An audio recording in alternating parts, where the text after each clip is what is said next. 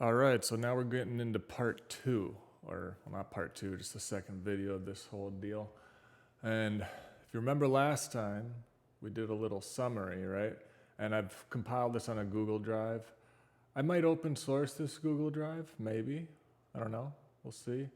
Because again, we're just sort of getting into it. What I did over the past week is I just worked through the details of it and I made this story Bible.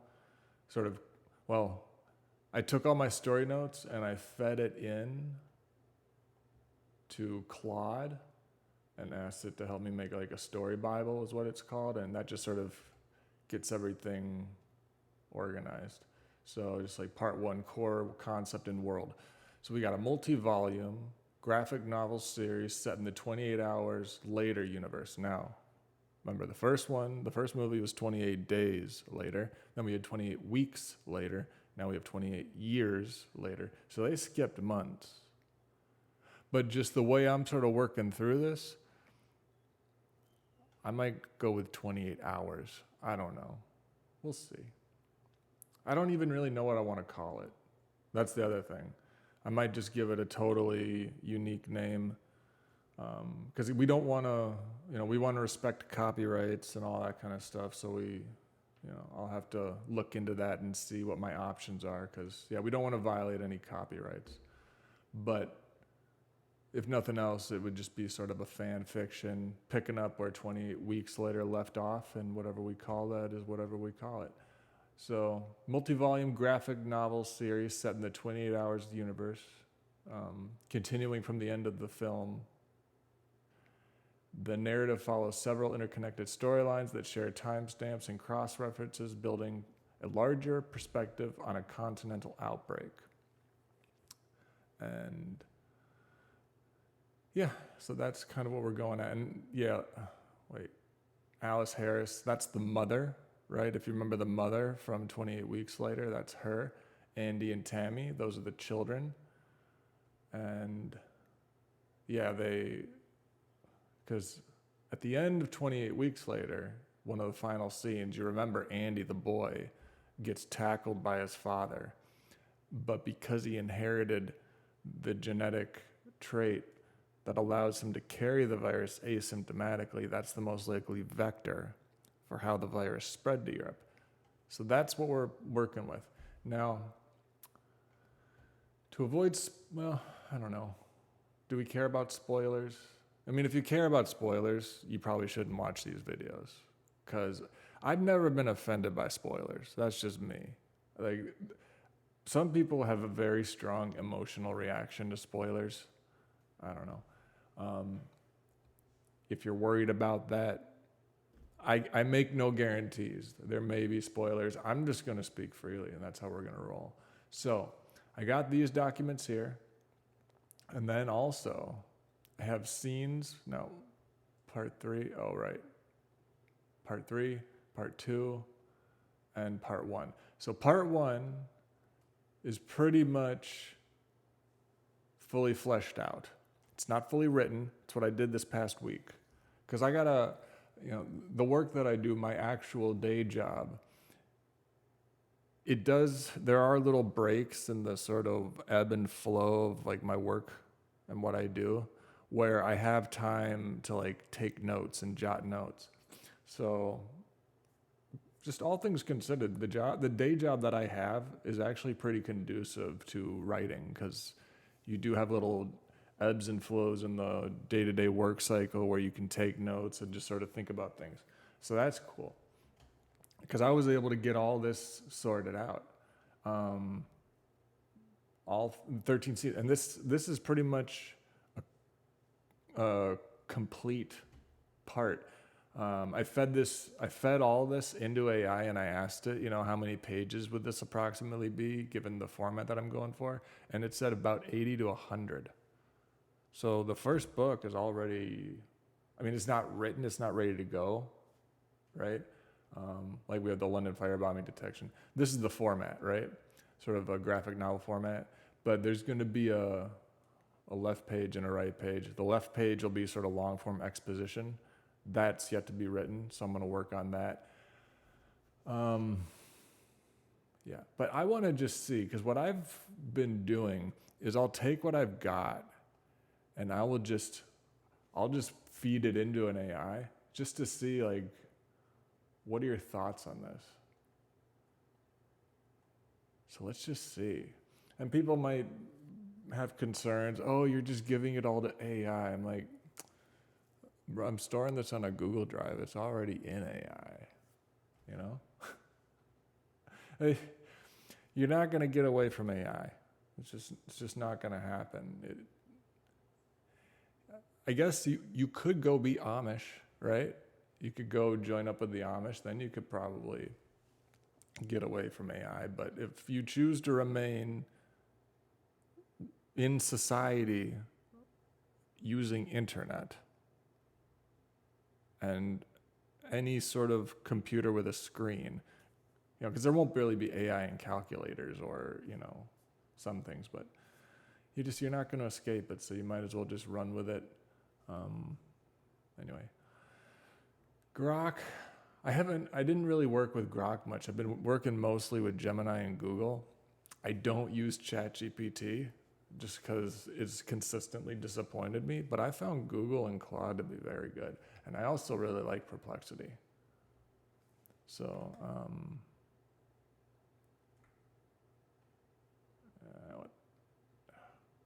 what is that? Get out of here. All right. So, let's see what Grok has to say. Oh, you know what I just realized? I might be able to use my microphone. No, I can't. I cannot. That's one thing I like about Gemini. You can just speak. It's kind of nice, but we'll type. So, I'm working on a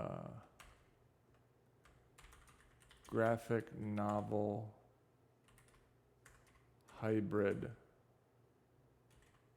style book. This is what I have put together so far. I'm looking for feedback. Don't be afraid to point out flaws. See what it says.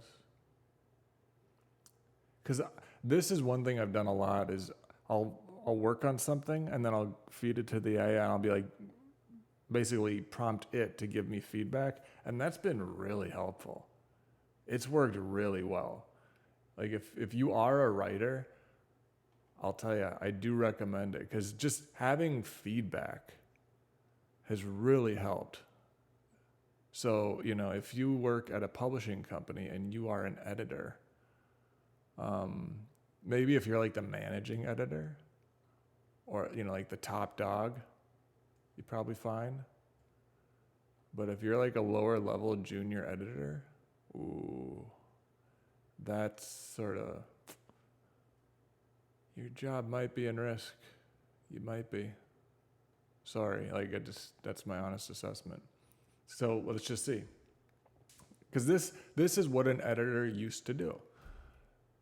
Or, you know, does. So your graphic novel builds an ambitious and gripping continuation of the 28 weeks later universe. You know what I wonder? Can you do text to speech?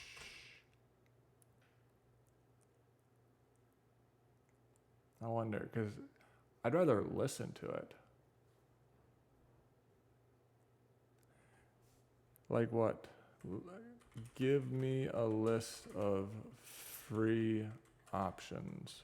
I'm not a bird. I don't have a problem paying. I just don't right this moment want to like sign up for a paid account. So we're going to see if we can get some free stuff and just copy this in. But I'll start reading because, okay, there's a lot. Wow, that's a lot of feedback actually. Yeah, I'd rather listen. Natural reader.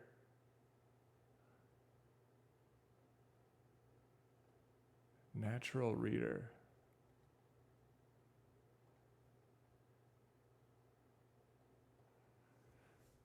Natural reader.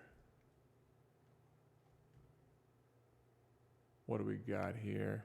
I understand. Oh, I need to put in my headphones. 1 second. All right. Let's see how this sounds. I understand, and I'm here to help sort that out for you. Let's go through the details together. Maybe. A gentle melancholy. Nope. I understand, and I'm here to help sort that out for you. Let's go. I understand. Sure. Dear team, I hope this email finds you well. He couldn't help but smile as he watched this. Today, the government announced new economic measures aimed at For personal use. Okay. So this might just be as easy as what I'm looking for. Copy.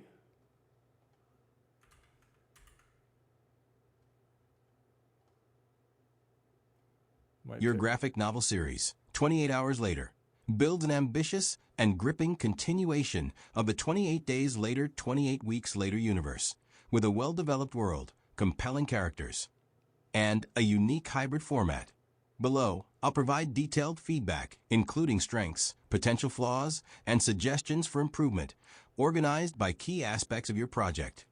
I'll aim to be constructive, highlighting what works and where there might be room for refinement. Hashtag strengths. 1. Innovative hybrid format. The left page narrative text and right page graphic novel panels create a unique storytelling approach that balances deep exposition with visual impact. This format allows you to explore internal monologues and world-building details while maintaining the visceral, fast-paced action the 28 Days Later franchise is known for. It's a bold choice that sets your project apart from traditional graphic novels. So you could see there, like, you can tell when it's AI voice, right? You probably all just picked up on what happened there with that sort of the way the language or the way the words were pronounced. Yeah, that was, you can still recognize AI, video especially. It's a bold choice that sets your project apart from traditional. Okay, I don't need to know the strengths. It's a bold. No, how do we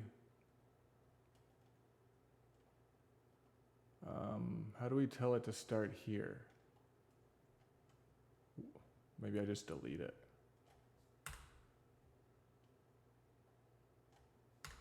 And we don't need to hear hashtag.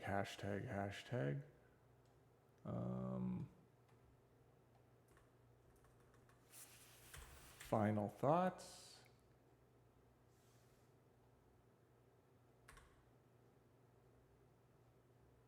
And where was I? I just saw it. Specific. Yeah. All right. Specific feedback on the Patrick Dillon conversation. Since you're ready to dive into the Patrick Dillon conversation about the pharmaceutical board vote and DoD collaboration. What? How'd you get down there? Since you're ready to dive into the Patrick Dillon conversation about the pharmaceutical board vote. No. Okay, so this is kind of annoying. How do you make it start here? Yo, natural readers, what in the world are you doing here? Maybe just do it like that. Potential flaws and areas for improvement. 1. Pacing and information overload. The 28 Hours Later opening sequence and 28 months later timeline are incredibly detailed, which is a strength but also a potential weakness. Nope, I don't have a problem with that. I'm gonna write it the way I want to write it. It's gonna flow the way I want it to flow. The story's gonna be what it's gonna be. If it's too much, you know, I like Where's Waldo. I'll be honest. I don't know why they stopped doing Where's Waldo. I think it's a great book. And you could probably do some really cool scenes now with AI. So I would like to see Where's Waldo make, you know. So, you know, look, if it ain't for you, it ain't for you. Consider streamlining secondary characters. Okay. Clarity of the hybrid format. Maybe I don't need to listen. Maybe listening is too slow. Character overlap. The large cast across multiple volumes risks under developing key characters. Well, you know, as far as that goes, that's one of the reasons why there are 13 parts. In the beginning, there were like 3 or 4 scenes, but then I added all these scenes specifically to bring in the characters gracefully, so you don't just have random people showing up, you know, and there's no real understanding or context of who they are. That's been a big thing. Yeah, I did a lot of writing in college, a lot of creative writing, because I had 3 writing intensive courses in one semester. So I did a lot of writing, but I never did this kind of writing, and I never really had to do character development, you know, like, or world building. It was most of the writing I did was like essays and research reports, more scientific or structured in nature. Not, there were a few stories, but nothing like this. So this is we're totally going off into uncharted territory as far as my experience goes. We'll see if it works. But yeah, we got to 13 different scenes here. And that's 70% just for character development. And I don't know if it'll work. We'll see. It's just got to run the experiment, see if it fails, see if it works. And if it works, then you carry on. If it doesn't, you study the data, look at the results, and you figure out why it failed, which is why YouTube is so good. Because YouTube, again, I need the negative comments. I'm here for the negative comments. I don't need to know why it's good. I know why it's good. That's why I like it. I need to know why it's bad. So YouTube is perfect. All these people on YouTube complaining about, you know, critical comments. Nah, man. They're giving you money. Stop whining. Anyway, so what are we looking at here? Potential areas. Pacing and information overload. Not worried about it. Consider streamlining secondary characters or stagger. Well, that's exactly what I did. I staggered their introductions. Now, granted, I just gave it what I'm working on. If I was to give it this, then it would know that already happened. But we're going to do that next. Clarity of the hybrid format is innovative. It could be challenging to execute consistently across volumes without clear guidelines. Well, yeah, no, you don't say. I mean, yeah, of course. I agree, Grok. Thank you for stating something wildly obvious. For example, the left page text always describe the same moment as the page panels. Yeah. Isn't that obvious? See, this is another thing about AI. AI doesn't understand the concept of like something being obvious. It just doesn't. But then again, I guess you could say, you know, what's obvious is really a function of your IQ. Couldn't you say that? Because if you're naturally smarter, things are gonna reveal themselves as obvious faster. So maybe Grok is like just a really low or not Grok, but like these AIs, because they've been missing some stuff, and they've been getting some stuff wrong that's kind of obvious. So, you know, they say we evolved from monkeys. So that would, and you know, with that, it's like, so we went from living in trees to living in like penthouses and skyscrapers. So our IQs evolved massively. So maybe just AI is going to have to go through its evolution and it'll get there. It's already pretty good. And there's a lot of things where I can't compete. I can't do math like AI. Are you kidding me? Come on, no one can. Anyway. So yes, that's obvious. Provide a clear rule book. Well, yeah. Yeah, Grok. We're not there yet. First, I have to write the left page. I got to write the left page before, because that's going to determine what's on the right page. So yeah, Grok's just thinking ahead. I need to relax. All right, so character overlap and development. The largest cast across multiple volumes. The large cast across multiple volumes risks underdeveloping key characters. Yeah, I know. Moral and corporate plot in Volume 2. The corporate intrigue is intriguing, but feels slightly disconnected from the visceral survival horror of Homie. You haven't read it. I got some really interesting. See, I need AI video to be good. I do. Because otherwise, I'll never be able to make this movie. That's just the reality.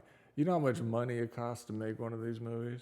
Bro, I don't got it like that. So I need AI to get good so that I can make my movie. They didn't want to make the movie. We all been sitting here waiting for 28 months later, but we never got it. So they didn't want to make the movie. Well, fine. If you want, what do they say? If you want something done right, you got to do it. All right. I need AI to be good so I can make this movie, because this is what I wanted from 28. You know what it is? This is what I wanted. Well, not this. This is just a Grok review. This is what I wanted.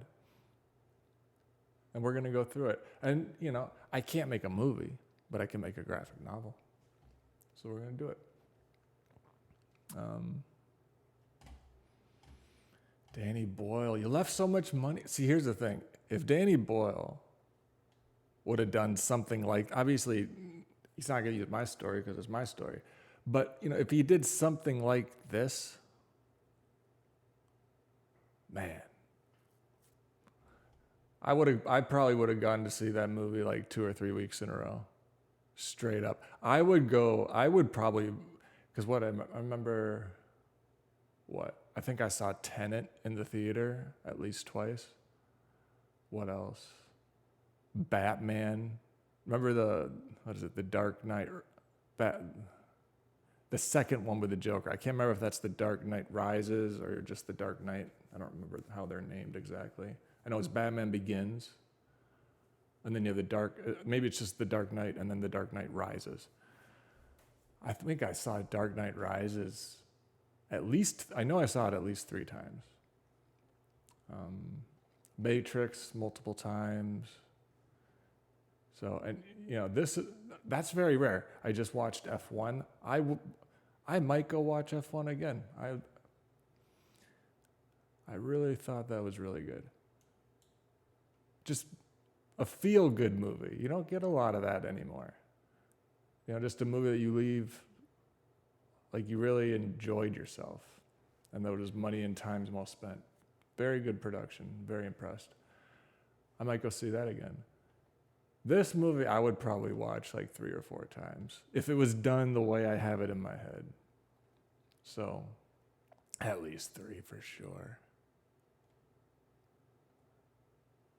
Just because the way I have it in my head, it's so compelling. And a lot of it is inspired by 28 Weeks Later, because the most impressive thing about 28 Weeks Later, the reason why, you don't have to remind me of the plot holes. I mean, there are aspects of the plot, which I address, by the way, that were really annoying. I really hated some of the ways things were done, but the scenes were so good. Like, I tried playing this once and it got blocked. It blocked the whole video. So I'm just going to do images. So 28 Weeks Later firebombing. This scene, it's so good. I can't play it. We could have planned this a lot better. I can't play it because it'll probably get the video blocked. But we're just going to stop it right there. You know what I'm talking about, right? This scene where they just start firebombing the city. Bro. It's so good. But then there's that. I hated this so much coming out of the theater. I hated this aspect of the story. I don't like this idea of like intelligent zombies because I just don't like it. And actually, I don't know. Maybe it would be interesting. Maybe I just haven't given it a chance. Maybe I need to, again, if you want something done right, you got to do it yourself. Oh, man. So this scene was so cool. And that's the best thing about 28 Weeks Later is the scenes, man. They're so good. And I think this is the first movie where I saw Idris Elba. Dude, he nailed it. The only reason Idris Elba was born was to play this role. He was so good. Now he's done a lot of other good work, but I'm just saying, this is like Gladiator for Russell Crowe. He nailed it. He was so good in this role.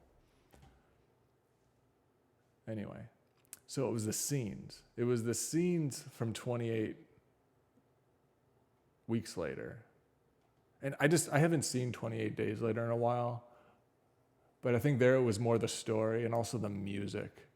The music. So whoever directed the cinematography,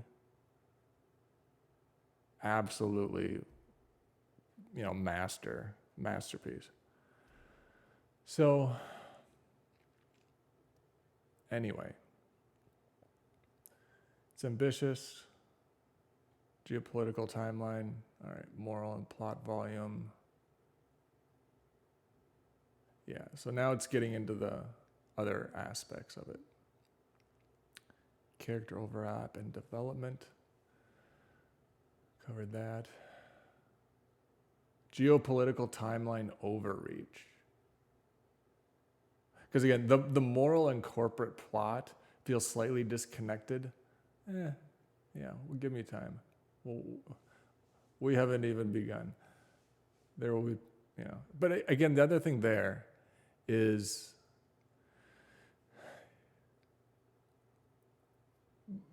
movies, these kinds of storytelling mediums, they do have a drug-like effect where you watch a movie like 28 Days Later and it's so beyond anything you've ever seen before that it creates this sort of emotional and intellectual and psychological high state because you're just blown away by what you just watched.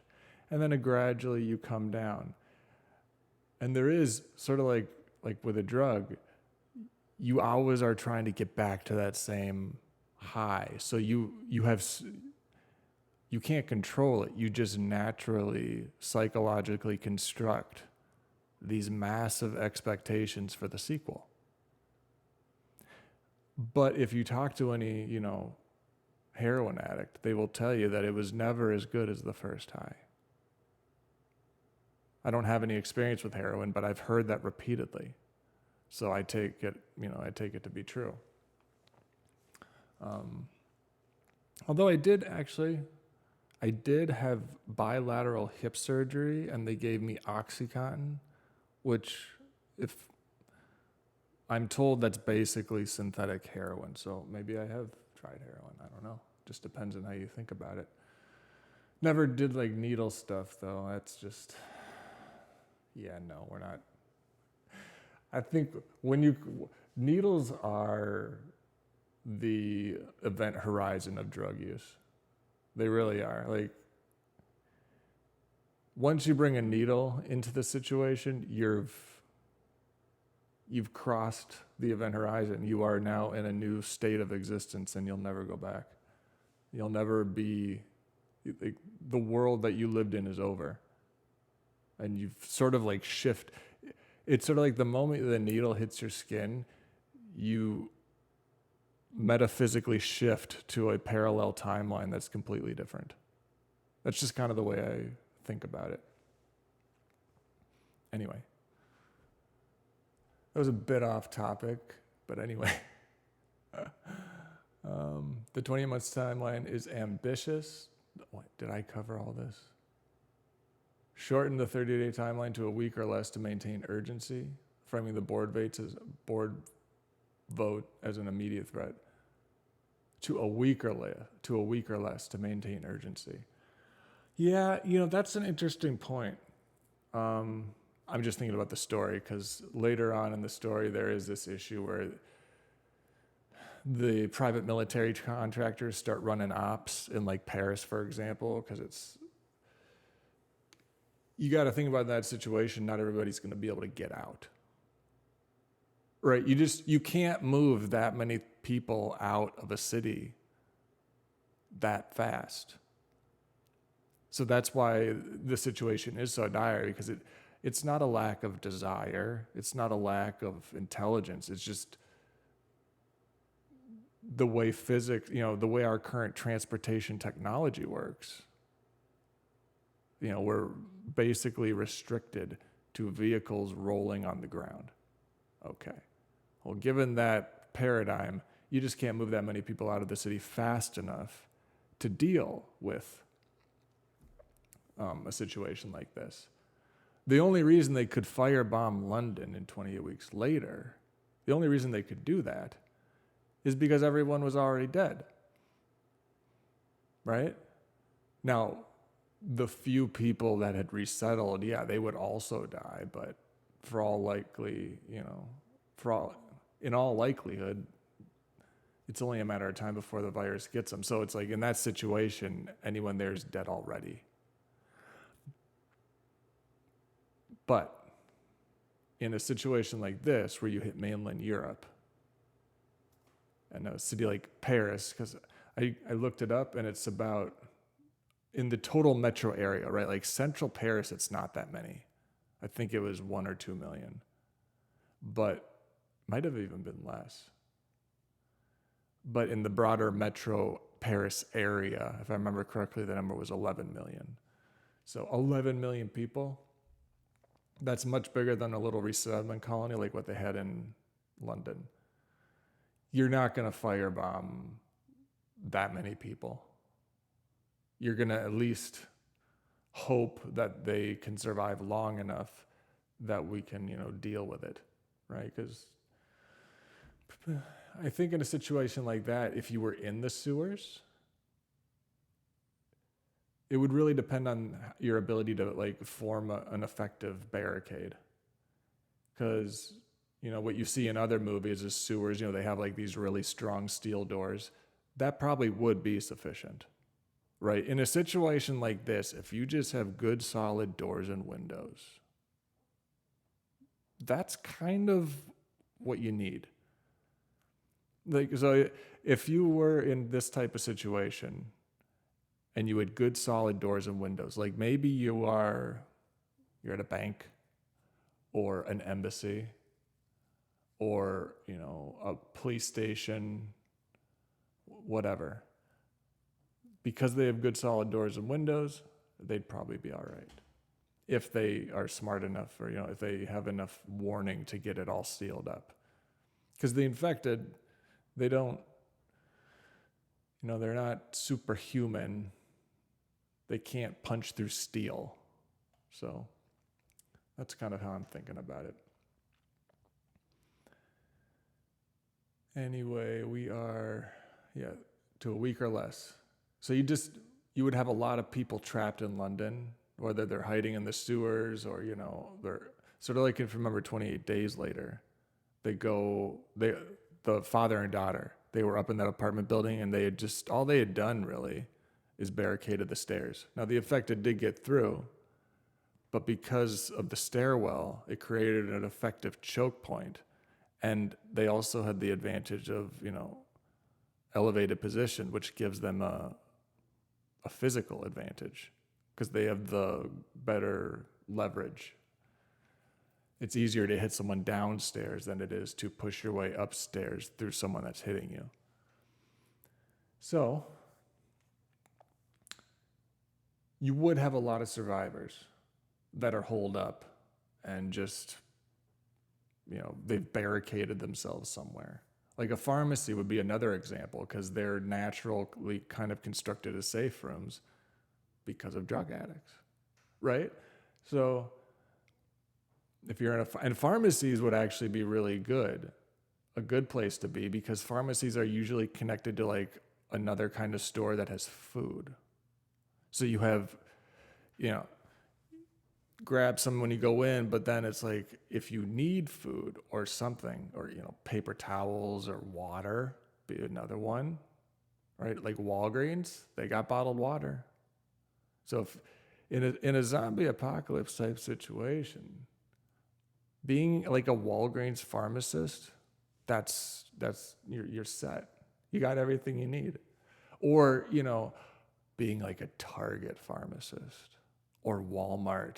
You want to be, if you have genuine fears about this type of situation, you want to be a Walmart or a Target, Costco, because Costco's already like a warehouse. So it would be relatively secure. If you can just get those main doors locked up.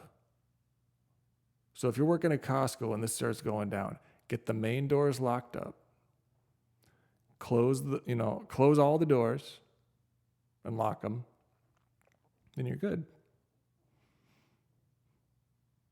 You got so much stuff in there. You might actually you're good. You don't need anything. You don't even need guns. And unlike a pharmacy, which is they're usually pretty tight. You're not going to have a lot of room to maneuver. Costco, you could literally be hanging out like playing soccer,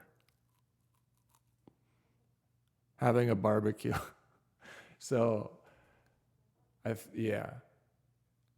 you want to work at Costco because you got all the things. Anyway, so you'd have a lot of people, a lot of survivors holed up in Paris. But yeah, this might be something to consider. Because it frames the board vote as an immediate threat. And also, I did originally have like this sort of training montage, but maybe it's better because the less training they have, then just by default, the more vulnerable they are. Which it'll enable, it'll give me other options for how to write this thing out. The Patrick Dillon conversation mentioned could be a pivotal moment to bridge these elements. Okay. So there's a spoiler. Yeah, I'm not going to warn you about spoilers. I'm just going to tell you where they are. Just be advised. While the scope is exciting, it feels risking speculative or overly broad, especially in later phases. Without grounding these, that's all going to happen. Don't worry, friend. Anchor the geopolitical timeline to character-driven stories. Yeah. That's literally, the Spanish Sunset. Visual style and violence balance. The emphasis on psychological impact over gore is a smart choice, but the custom violence approach per scene needs clear definition. Yeah.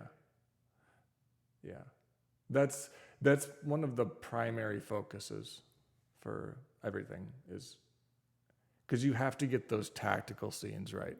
Like the moment where the infected intersect with the uninfected, that's the most important aspect of the story. Everything else is up for grabs, but the way the infection spreads has to be scientific, mathematically flawless logic, with one variable being, the way I look at it is it has to be something I've actually seen happen in the real world. For example, you go to the bathroom and you push the door open right as someone else is coming out. And there's that very awkward moment because you both know that one of you almost got smashed in the face with a door, but you also know just because of that situation, nobody's at fault, right? We know you have to push the door open, and it's just one of those things that happens occasionally where you are just going to leave when the door comes open right in your face. And that has happened to me so many times, so I know it's real. So for example, situations like that are grounded in solid logic, but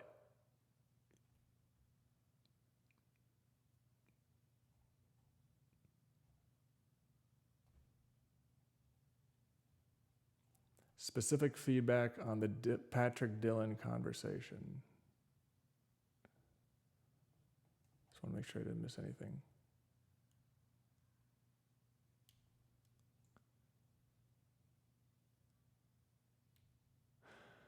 All right.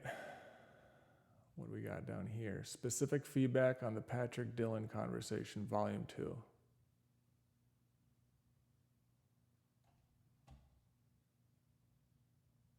Since you're ready to dive in.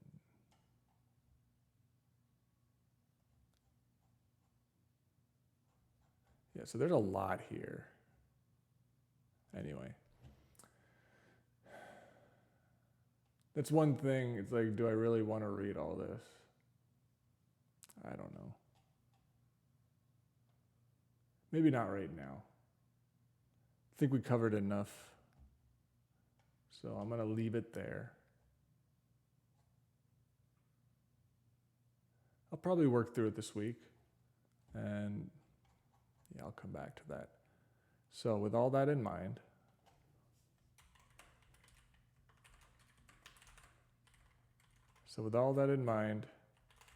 here is the initial draft of what, or outline. Here's the initial storyline for what I have thus far. So with all that in mind, here's the initial storyline for what I have thus far. All right. And we're just going to see, I'm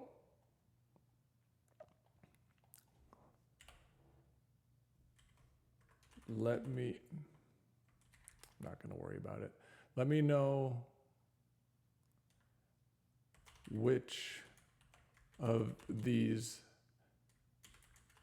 concerns are not satisfied by the current draft.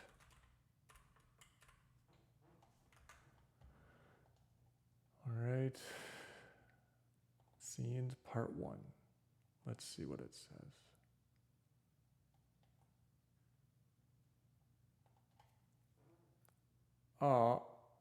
Images.